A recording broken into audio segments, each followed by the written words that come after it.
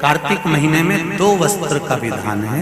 जितनी भी माताएं बैठी हैं, चाहे वो सासू माँ हो चाहे बहुएं हो, बेटियां भी कभी ना कभी बहू बनेंगी और आप भी कभी ना कभी सास बनेंगे, स्मरण रखें। कार्तिक महीने में 2 वस्त्र का विधान है, एक पीले कलर का वस्त्र और एक लाल कलर का वस्त्र। एक पीला वस्त्र है, एक लाल वस्त्र।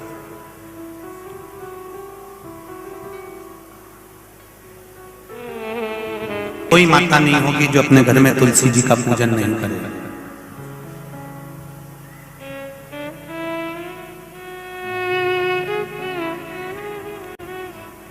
घर की मां यदि लाल वस्त्र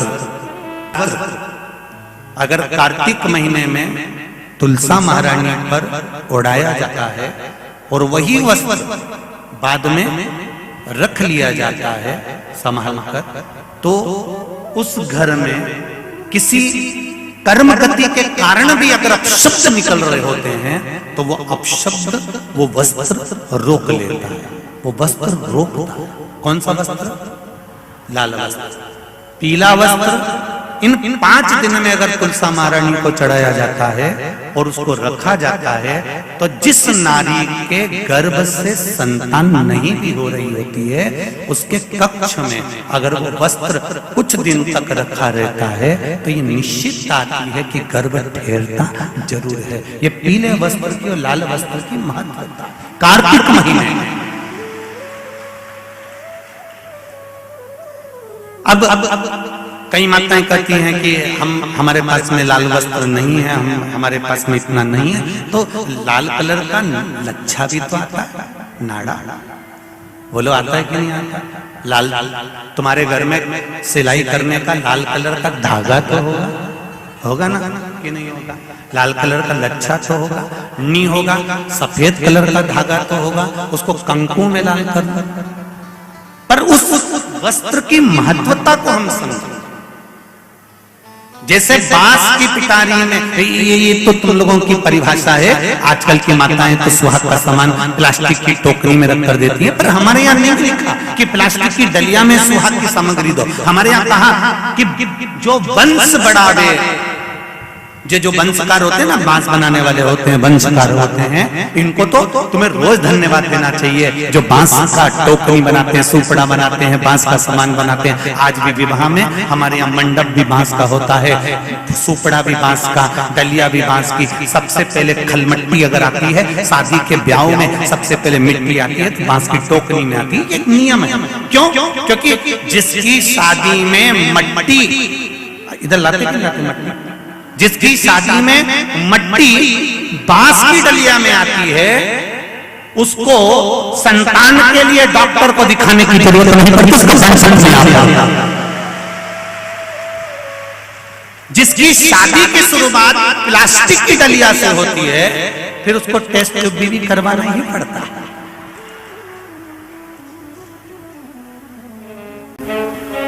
ऐसा कोई पल नहीं जाना चाहिए जिस समय मेरा बाबा शिव की याद ना आए। हर पल शिव याद आना चाहिए, हर पल शंभु याद आना चाहिए। उस बिंदु को पहचानो जिस बिंदु में शिव समाया हुआ है, उस बिंदु को जानो। ब्रह्मा विष्णु और महेश में जब भेद हुआ, ब्रह्मा जी ने पूछा कि भगवान विष्णु के पिता कौन है, और भगवान विष्णु ने कहा मेरे पिता प्रकट हो। तब एक बिंदु के रूप में शिव प्रकट हुए थे केवल। इसलिए आज भी ब्रह्म कुमारी आश्रम में जाओगे तो वहां की बहनें, वहां की बेटियां, वहां की दीदियां आपको एक बिंदु का महत्व समझाएगी कि इस बिंदु में ब्रह्मा भी है, इस बिंदु में विष्णु भी है, इस बिंदु में शिव भी है। एक ब्रह्म कुमारी आश्रम में जाकर आप दर्शन करेंगे तो वहां की बहनें, वहां की बेटियां आपको बिंदु की महत्वता समझा।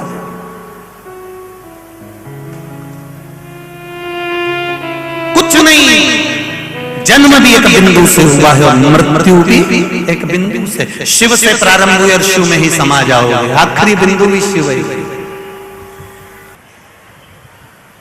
भगवान शिव और पार्वती का जब मंगल विवाह हो गया, पार्वती जी विवाह कर जब घर आ गए प्रभु चरण की सेवा में माता पार्वती जी दिन रात लग गए।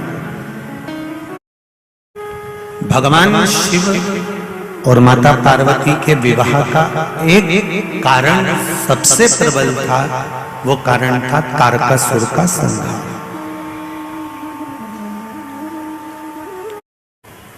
यदि तारकासुर नहीं मरेगा, तारकासुर को मरने का विवाह क्रम, क्योंकि तारकासुर ने ये वर मांगा था कि मेरे प्राण छूटे तो भगवान शंकर के पुत्र द्वारा छूटे।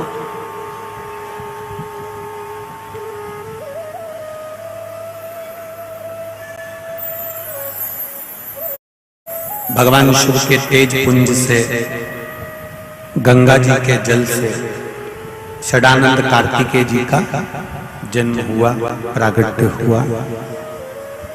और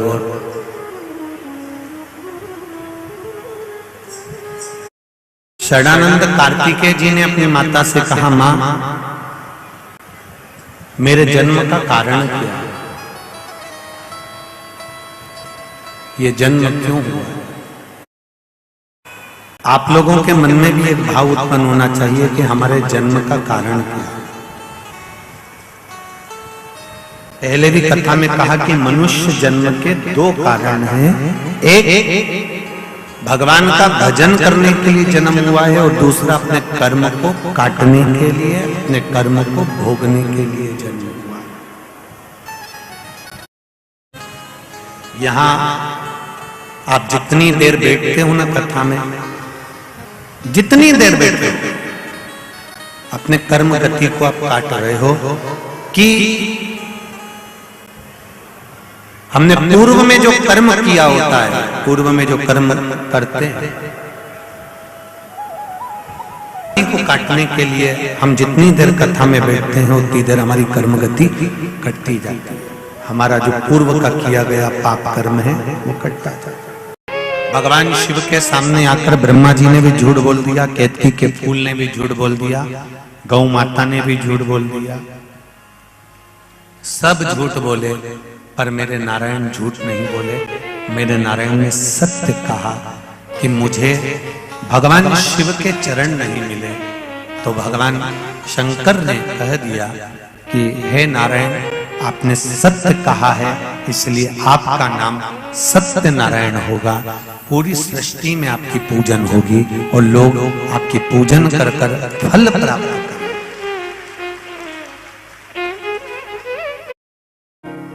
गौ माता ने झूठ बोला, इसलिए गौ माता से कहा तेरा पूरा शरीर पूजा जाएगा पर तेरा मुख अपूज्य होगा। केतकी के फूल ने झूठ बोला तो कह दिया भगवान शंकर ने, हे केतकी के फूल सारे देवताओं पर चढ़ेगा पर शंकर भगवान पर कभी नहीं चढ़ेगा। शिव पर अगर केतकी का फूल अनजाने में भी चढ़ जाता है तो 1000 गौ हत्या के बराबर दोष लग जाता, तो मुझ पर नहीं चढ़ेगा। ब्रह्मा जी ने झूठ बोला तो उनका सिर कटा, कटा हुआ सिर बट का पेड़ बना।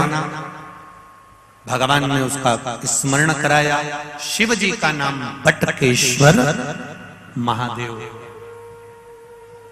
व्यक्ति के जीवन में जब कर्जा बढ़ता है, कहीं कोई व्यक्ति को धन दिया, पैसा दिया और वो पैसा लौट कर नहीं आता, तब बटकेश्वर महादेव का पूजन किया जाता है। कोई व्यापारी धन खाकर भग गया, पैसा खाकर लेकर भग गया, नहीं दे रहा है, कहीं कर्जा बढ़ते चले जा रहा है, तब बटकेश्वर महादेव का पूजन किया जाता है।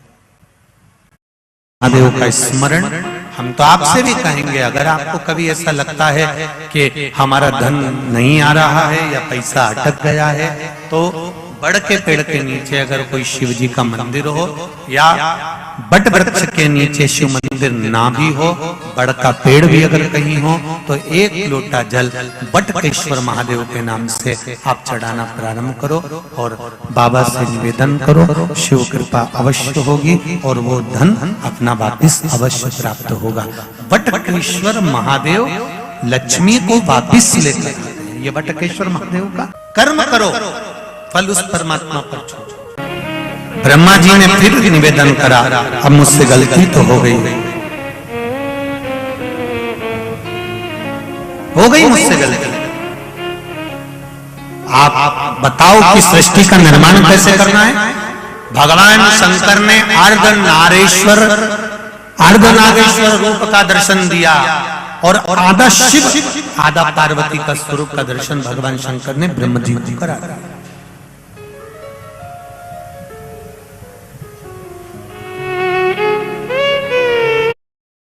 ये अर्धनारीश्वर भगवान का जो फोटो होता है, मूर्ति होती है, ये मंदिर में होना चाहिए। घर में अर्धनारीश्वर भगवान का फोटो या मूर्ति का स्मरण नहीं होता।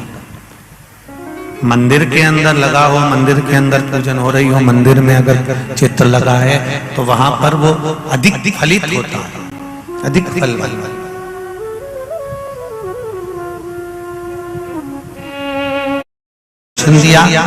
दर्शन दिया।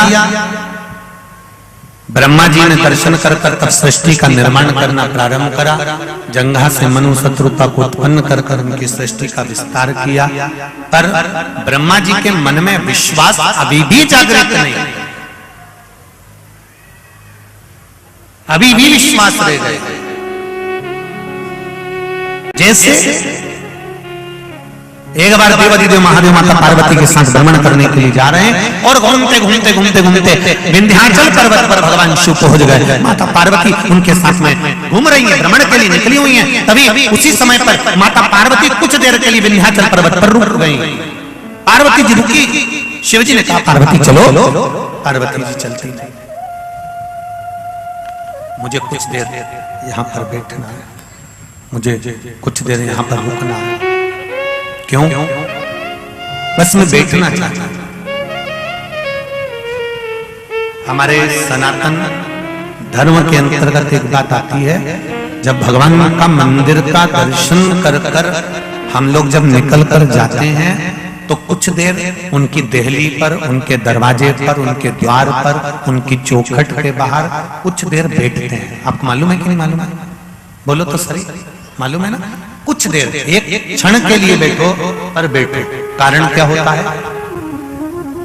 क्या कारण हो जाता है कि जब हम भगवान के द्वार पर बैठते हैं और द्वार पर बैठकर हम भगवान का गुणगान करते हैं और भगवान की जब हम बड़ाई करते हैं कि मैंने शंकर भगवान का भजन किया, मेरे शिव जी ने मुझ पर बड़ी कृपा करी, मैंने राम जी का भजन करा, राम जी ने मुझ पर बड़ी कृपा करी, मैंने कृष्ण भगवान का भजन करा, भगवान कृष्ण ने मेरे ऊपर बड़ी कृपा करी। तो ये हम द्वार पर बैठकर जब बोलते हैं तो भगवान के जो द्वारपाल हैं अपने कानों से श्रवण करते हैं और सुनने के बाद में जब हम दरवाजा छोड़कर अपने घर के लिए जाते हैं तो भगवान शिव हो, चाहे राम हो, चाहे कृष्ण हो, जिस द्वार पर हम बैठे हैं वो देवता स्वयं अपने द्वारपालों से कहते हैं कि इसने मेरा गुणगान करा है, इसलिए इसके घर पर संपदा की कमी ना आए, तुम जाकर इसके यहाँ संपदा भर कर आए। ये द्वार पर बैठने का फल है, ये द्वार पर बैठने का फल है।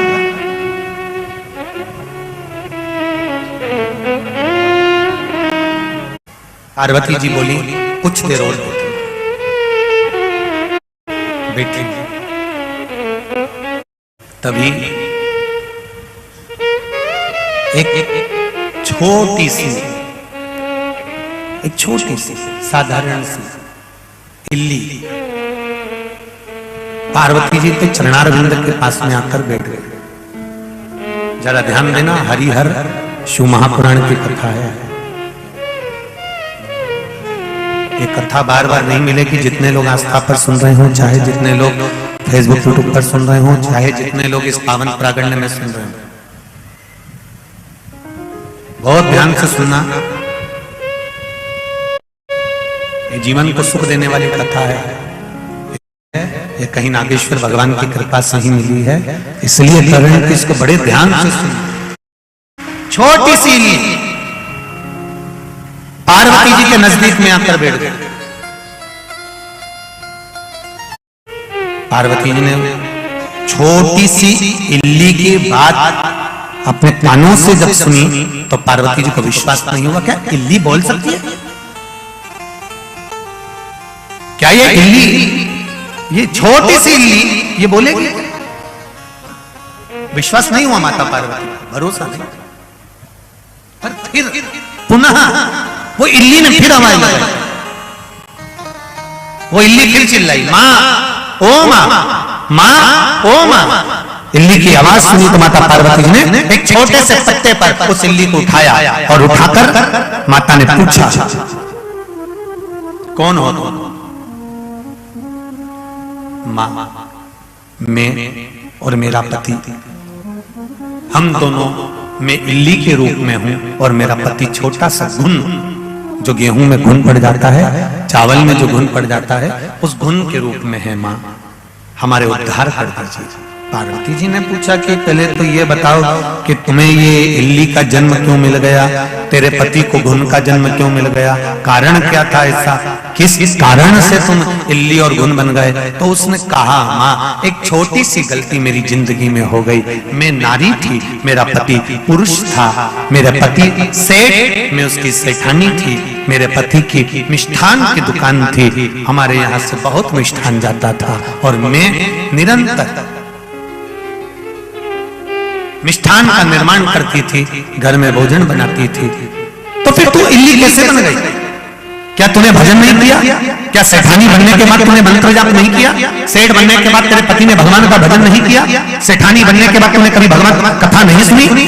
सेठानी बनने के बाद कभी तूने शिव तत्व को नहीं जाना? सेठ बनने के बाद कभी तू शंकर जी के मंदिर नहीं गया? कारण क्या था? उसने कहा, माँ, कारण केवल एक था, हमने भजन तो करा, पूजन तो करा, पर गलती, और वही भजन पूजन जो करा उसका ही प्रताप है माँ, जो आज मैं बोल रही हूँ और आप सुन रही हो। अगर मैंने भजन नहीं करा होता माँ, तो मेरे शब्द को पार्वती मैया आप सुन नहीं पाती, मैं बोलती भी ना तो आप सुन नहीं सकते। थोड़ा ध्यान देना इस बात पर, इस चरित्र। तुम्हारे घर के पास में कोई कुत्ते ने बच्चे दे दिए, कोई जो स्वान होता है, कुत्ता होता है, कोई बाहर, घर के बाहर, थोड़ा ध्यान देना, समझना उसको अपनी भाषा में। एक कुत्ते ने बच्चे दिए। कोई घर की माताओं का ऐसा भाव हो जाता है, कुत्ते ने बच्चे दिए रे बेचारे ने, जा थोड़ा सा दूध रखियो। फिर क्या करेंगे? थोड़ी देर बाद घर का कोई कपड़ा पड़ा होगा तो पटक देगी, उस पर बच्चा रखे, बच्चे बैठ जाएंगे। जरा समझना। फिर क्या करेगी? बच्चे छोटे छोटे हैं, फिर उनका एक छोटा सा झोपड़ा जैसा खोखा पटक देगी, या कोई प्लेट पटक देगी, या कोई सामान पटक देगी जिससे ठंड ना लगे उन बच्चों को। कुत्ते ने तुम्हारे पास आकर बोला कि मुझे ठंड लग रही है, जम के बोलो जरा, नहीं। कुत्ते ने ये तुम्हारे पास आकर बोला कि मेरे बच्चों की सेफ्टी करो, बोलो नहीं। जरूरत है नहीं, पर कुत्ता बोला नहीं है, पर तुम्हारे दरवाजे पर आकर उसने अपने हृदय की वाणी से तुम्हें पुकारा, तो तुम्हें घर में रहते रहते हलचल उत्पन्न हुई। सारे घर के लोग चिल्ला रहे हैं, क्यों उस गंदे कुत्ते के पीछे पड़ी है? पागल हो गई है क्या? चल अंदर चल। कारण क्या था? शिव महापुराण की कथा कहती है, जो स्वान, जो कुत्ता पूर्व समय में भी भगवान का भजन कर कर अपने प्राणों को त्याग देता है, उसकी वाणी कुछ ऐसी होती है कि सामने वाला दिल से पहचान जाता है, हृदय से जान जाता है कि इसको किस चीज की जरूरत है। माता ने सुना, पूछा कारण क्या है? कहा, पूर्व समय में मैं सेठानी थी, मेरा पति जो घुन के रूप में है वो सेठ था। बस एक गलती हमसे हो गई। क्या? जब मैं भोजन का निर्माण करती थी, शंभू शंभू, जब मैं भोजन का निर्माण करती थी, भोजन का निर्माण करते समय में भोजन के पात्र में से भोजन को चख लेती थी।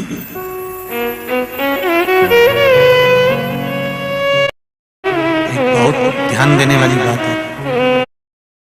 बेलपत्री के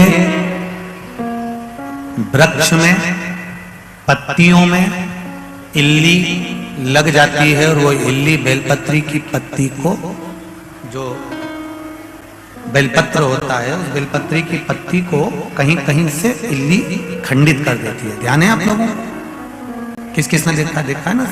तो कहीं बेलपत्री की पत्ती को वो इल्ली खा, कोई इल्ली भी उसको झूठा ना कर पाई हो, केवल हृदय चित्त से नहीं है तो बेलपत्र को जो शिव पर चढ़ी है उसी को धोकर वापिस चढ़ा दो, पर खंडित या इल्ली से खाई हुई बेलपत्र शिव को ना चढ़ाई।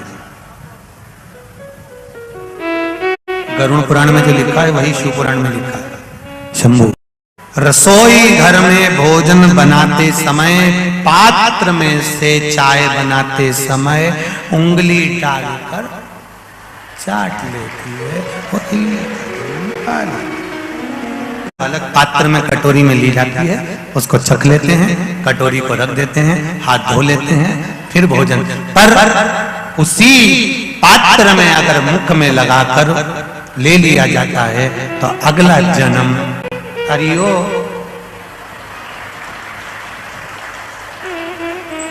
बीकन गांव की जी जियो ध्यान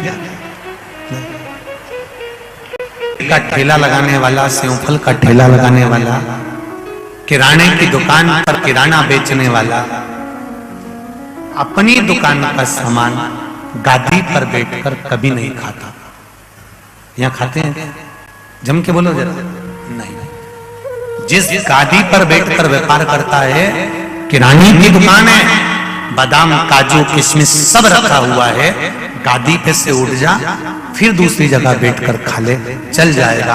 पर गादी पर अगर बैठकर खा लिया तो व्यापार 1-2 दिन अच्छा चलता है, फिर डाउन होता है, फिर चलेगा, फिर डाउन होगा, फिर चलेगा, फिर डाउन होगा। समझ लेना कि तुम्हारा व्यापार ऊंचा नीचा क्यों हो रहा है, तुमने अपनी गादी पर बैठकर अपनी ही दुकान का कोई सामान अवश्य खाया है, इसलिए व्यापार ऊंचा नीचा होता है। व्यापार एक जैसा क्यों नहीं चलता, उसमें हमारी गलती। कि मुझे पार्वती माता ने कहा है कि वैकुंठ चतुर्दशी का स्नान कर ले, मुक्ति मिल जाएगी, पर तूने नहीं माना और चावल की टंकी में पड़े रहकर घुन के रूप में तू खाता रहा, अपना भोग विलास नहीं छोड़ा। मैं तुझे फिर कहती हूँ, कभी योग लगे तो एक बार वैकुंठ चतुर्दशी का स्नान जरूर करना। गधे को समझा रही थी, राजा ने आवाज सुन ली अपनी पत्नी की। राजा नीचे आ गया, पत्नी से पूछा, तुम गधे से क्या बात कर रही थी? ये गधा क्या तुम्हारी भाषा को समझता है? क्या गधा तुम्हारी भाषा को समझता है? शिव महापुराण की कथा कहती है, श्रीमद् भागवत में वर्णन आता है, हाथी ने टेर लगाया तो भगवान दौड़कर आया। चींटी भी अगर पुकारती है तो परमात्मा दौड़कर आता है। भगवान को पुकार रहे हो, भगवान आएगा जरूर। ये दोस्तों, हर हर महादेव। कार्तिक महीने में तुलसी महारानी पर लाल और पीला वस्त्र चढ़ाने का विधान है।